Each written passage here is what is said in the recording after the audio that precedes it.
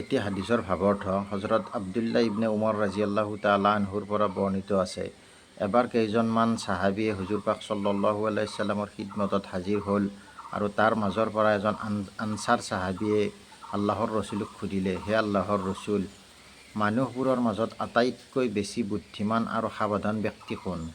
উত্তৰত হুজুৰ সাল্লাল্লাহু আলাইহি ওয়াসাল্লামে ক'লে, তেওঁলোকেই হৈছে বেছি সাৱধান আৰু বুদ্ধিমান ব্যক্তি, যিসকলে মৃত্যুৰ আগে আগে মৃত্যুৰ তৈয়াৰী বেছিকৈ কৰি লয় আৰু মৃত্যুক অধিকভাৱে স্মৰণ কৰে।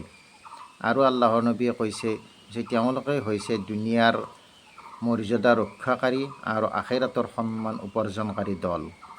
গতিকে ভাইসকল, আমি এই হাদিছৰ পৰা বুজি পাওঁ, আমিনো দুনিয়াত থাকোঁতে দুনিয়াৰ ব্যস্ততাৰ মাজত মৃত্যুক কিমান স্মৰণ কৰিছোঁ।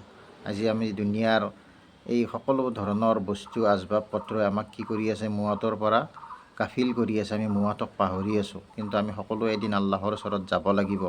গতিকে এই হাদিছৰ দ্বাৰা আমি বুজি পাওঁ, যদি আমি বুদ্ধিমান আৰু সাৱধান ব্যক্তিৰ দলত গণ্য হ'ব বিচাৰোঁ, তেতিয়াহ'লে আমিও মৃত্যুক অধিক স্মৰণ কৰিব লাগিব আৰু মৃত্যু অহাৰ আগতে মৃত্যুৰ বাবে বেছিকৈ তৈয়াৰী কৰিব লাগিব। আল্লাহ পাকে সকলোকে আমল কৰাৰ তৌফিক দান কৰক। আমিন।